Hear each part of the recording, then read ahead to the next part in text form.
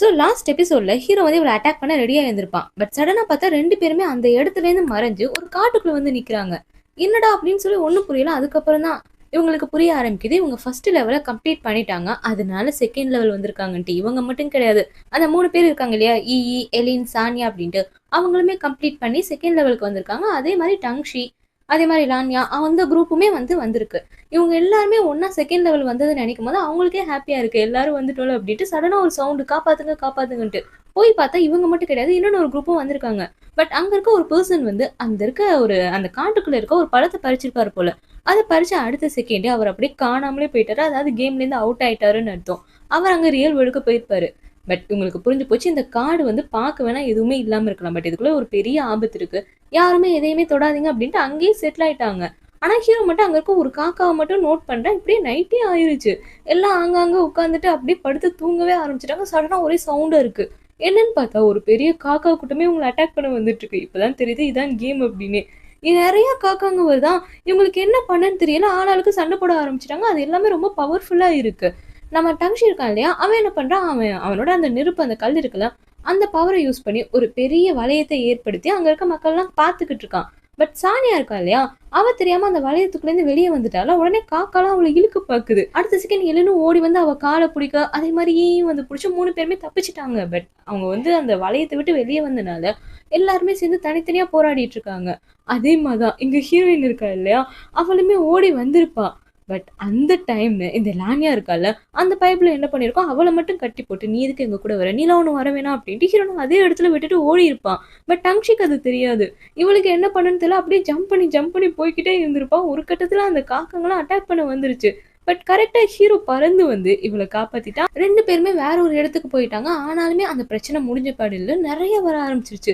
இங்க miss mu அப்பதான் பாக்குறாங்க. எல்லாத்தையும் பார்த்துட்டு இருக்காங்க இல்லையா, அவங்க சொல்றாங்க நான் எதுவும் தெரியாம சின்ன தப்பு பண்ணிட்டேன்னு நினைக்கிறேன், அதனாலதான் இவ்வளவு பெரிய பிரச்சனை எல்லாம் வந்திருக்கு, இதை எப்படி சமாளிக்க போறாங்கன்னு தெரியலையே அப்படின்னு அவங்க பேசிட்டு இருக்காங்க. சோ சின்னதா ஒரு மேல் ஃபங்க்ஷன் ஆயிருக்கு.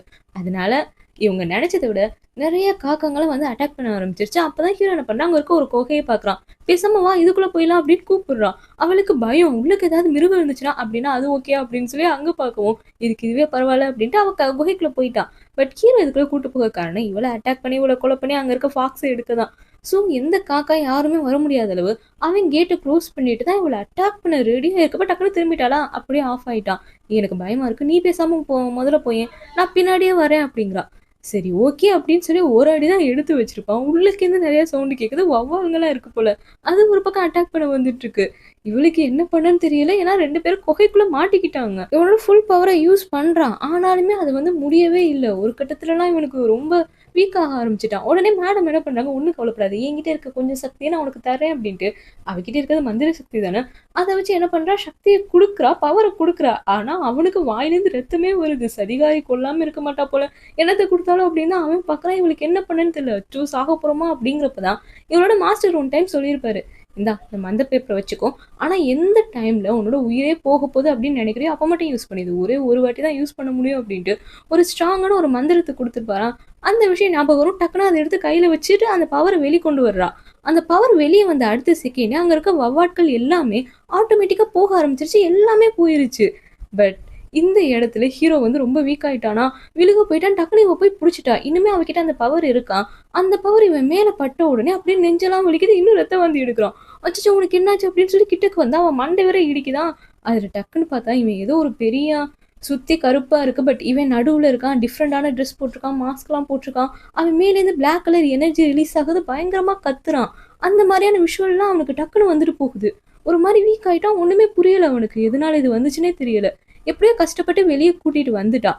வெளியே கூட்டிட்டு வந்துதான் யோசிக்கிறான், என்ன நடக்குது, இங்க விட்டா நம்ம செத்துருப்போம், என்ன இந்த அளவு வச்சிருக்காங்களே அப்படின்னு தான் யோசிச்சுட்டு இருக்கப்ப ஹீரோ என்னன்னா அப்படியே உட்காந்துருக்கான். ஏன்னா அவனுக்கு அந்த விஷுவல் வந்துகிட்டே இருக்கு.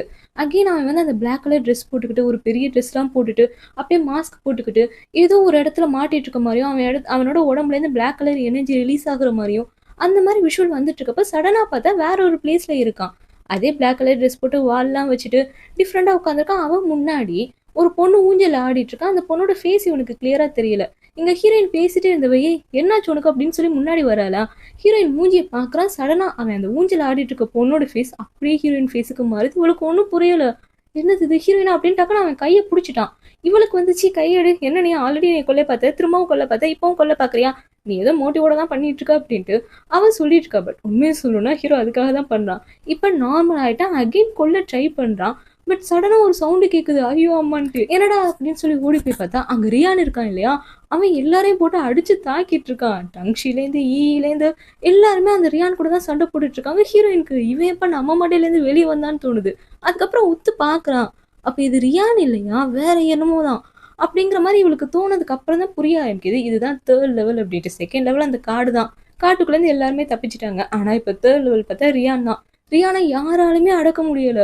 ஏன்னா அதுகிட்ட இருக்க அந்த வால் இருக்கு இல்லையா, 9 வால், அந்த வாலை வச்சு எல்லாருமே அசால்ட்டா அடிச்சு தூக்கிட்டு இருக்கு.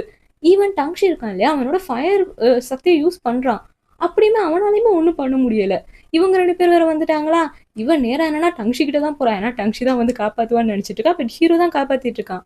அவன் தான் சுத்தி சுத்தி அடிச்சிட்டு இருக்கான். ஒரு கட்டத்துல எப்படி ஆகுதுன்னா, ஹீரோ ஒரு பக்கம் டங்ஷி ஒரு பக்கம் அப்படின்ட்டு ஹீரோ என்ன பண்றான், ஒரு மந்திர வளையத்தை யூஸ் பண்றான். அதை யூஸ் பண்ணி அந்த ரியானை வந்து கண்ட்ரோல் பண்றான். அதே மாதிரி டங்ஷியும் அவனோட ஸ்பிரிச்சுவல் எனர்ஜி இருக்கு இல்லையா, அதை வந்து ரியான் மேல கொடுக்க கிட்டத்தட்ட அது வந்து ஓரளவு விழுக ஆரம்பிச்சிருச்சு. விட்டா இன்னும் கொஞ்ச நேரத்துல அதுவே அழிஞ்சு போயிருக்கும். பட் இந்த இடத்துல தான் ஹீரோக்கு தோணுது, பேசாம இந்த ரியானை விட்டு, இந்த பொய்யான ரியானை விட்டு ஹீரோனை அட்டாக் பண்ண வச்சோன்னா உண்மையான ரியான் வெளியே வர சான்ஸ் இருக்குல்ல அப்படின்ட்டு அவன் கொடுத்துட்டு இருப்பான் இல்லையா அந்த எனர்ஜி, அதை அப்படியே எடுத்துட்டா. கரெக்டா இவன் நினைச்ச மாதிரியே அந்த பொய்யான ரியான் என்ன பண்ணுது, ஹீரோனை அட்டாக் பண்ண வருது. இவ பயத்துல ஐயோ வேணாம் வேணாம் நிறுத்து அப்படிங்கிறா, டக்குன்னு நின்றுச்சு.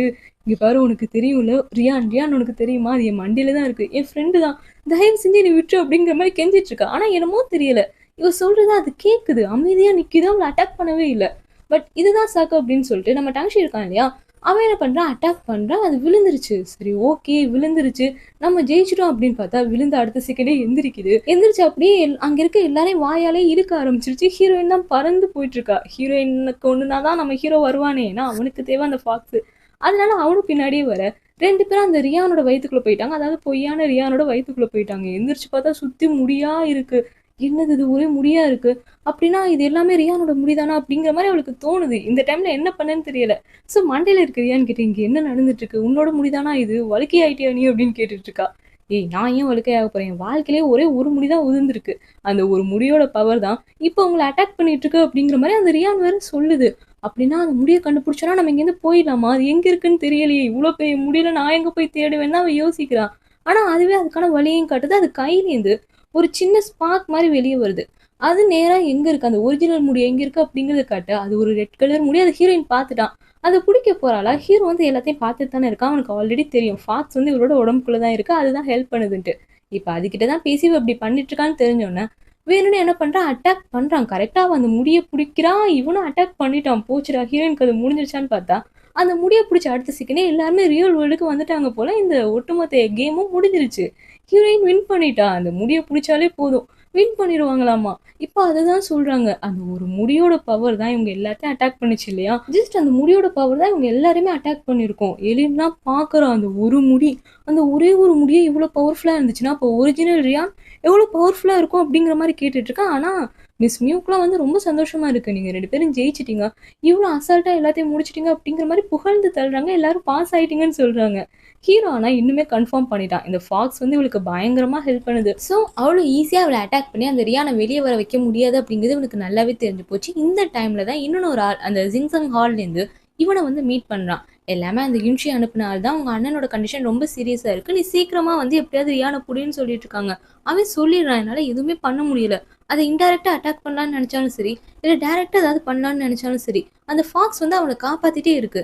அவ சாகாம அந்த ஃபாக்ஸை வெளியே வர வைக்க முடியுமா அப்படின்லாம் கேட்கறான். ஓ அதுக்குள்ள அந்த பொண்ணு மேல எதுவும் ஃபீலிங்ஸ் வந்துருச்சா என்ன, உங்க அண்ணன் உயிர் உன் கையில தான் இருக்கு, அதனால நீ தான் அதை பார்க்கணும் அப்படின்ட்டு ஒரு டப்பா மாதிரி கொடுக்குறான். ஹீரோவும் அதை ஓப்பன் பண்ண அடுத்த செகண்டே ஏதோ ஒரு பவர் வந்து அவன் கைக்குள்ள போகுது.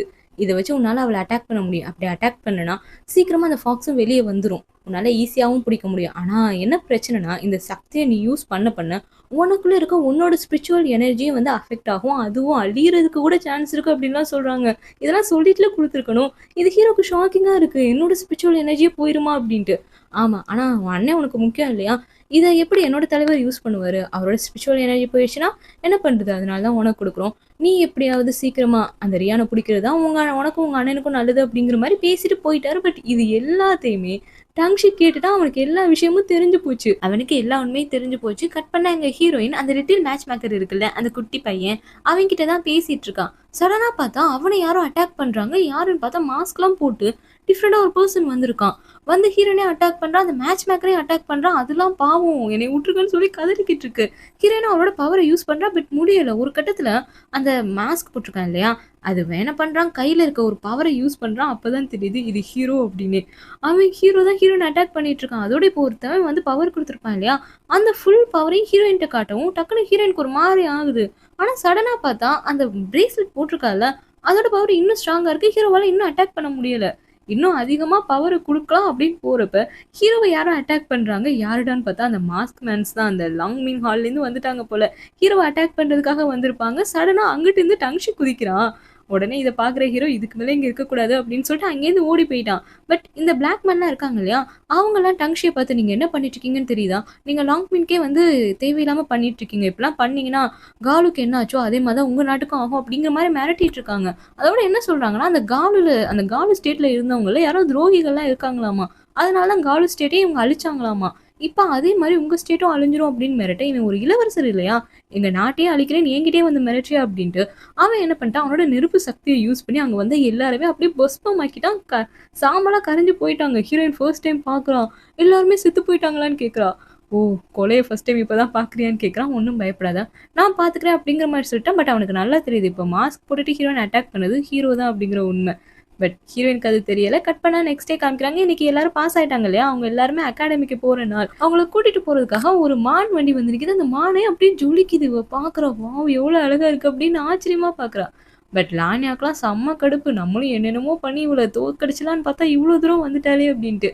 சரி ஓகே அப்படின்ட்டு எல்லாருமே உள்ள கேறாங்க. வெளியேந்து பார்க்க தான் அது சும்மா ஒரு ஆள் போற மாதிரி இருக்கு. பட் உள்ளக்க போய் பார்த்தா அது ஒரு பெரிய வண்டி. தாராளமா எல்லாரும் உட்காரலாம்.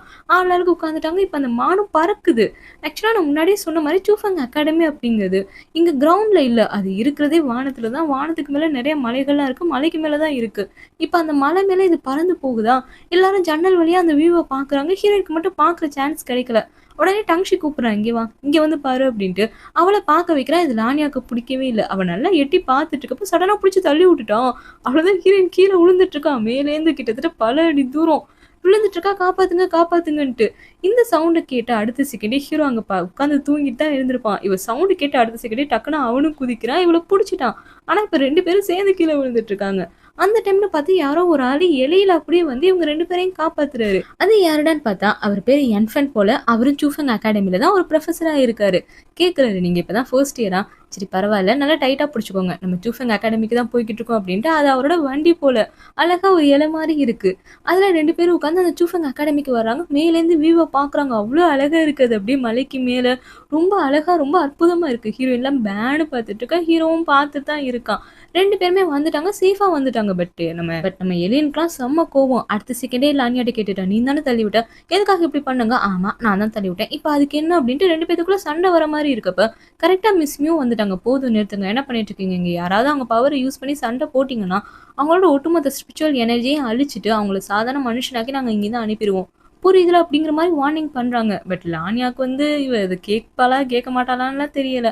கட் பண்ணா கொஞ்ச நேரத்துல இப்ப புதுசா ஃபர்ஸ்ட் இயர் வந்திருக்காங்க இல்லையா, அதனால எல்லா ஹெட்டுமே உட்காந்து பேசிட்டு இருக்காங்க. இந்த நடுவில் சென்டர்ல இருக்காரு இல்லையா, இவர் தான் இவங்க எல்லாத்துக்குமே ஹெட். இப்ப என்னன்னா வந்த மாணவர்கள் வந்து எப்படி இருக்கணும், என்னெல்லாம் பண்ணணும், அவங்க வந்து பயிற்சி எடுத்ததுக்கு அப்புறம் எந்த அளவு நேர்மையா இருக்கணும் அப்படிங்கிற மாதிரி ஸ்பீச் எல்லாம் கொடுக்குறாரு. எல்லாரும் பாக்குறாங்க. எலின் தான் சொல்லிட்டு இருக்கா, இவர் 1000 வருஷத்துக்கு மேல உயிரோட இருக்காருடி அப்படின்ட்டு. ஹீரோனுக்கு ஆச்சரியமா இருக்கு, 1000 வருஷமா உயிரோட இருக்காரு, அப்ப ரொம்ப பவர்ஃபுல்லா இருப்பாருல்ல அப்படின்ட்டு. ஹெட்டும் ஸ்பீச் எல்லாம் கொடுத்துட்டு சரி ஓகே எல்லாரும் கிளம்புங்க அப்படின்றவரு நம்ம ஷபன்ஷியை மட்டும் பார்த்து நீ மட்டும் இருமாங்கிறாரு. என்ன இவ்வளவு மட்டும் இருங்கன்னு சொல்றாரு அப்படிங்கிற மாதிரி தான் ஹீரோக்கே இருக்கு. வெளியே வந்து வெயிட் பண்ணிட்டு இருக்கான். டங்ஷி வரான். என்ன ஷபன்ஷுக்காக வெயிட் பண்ணிட்டு இருக்கியான்னு கேட்கான்.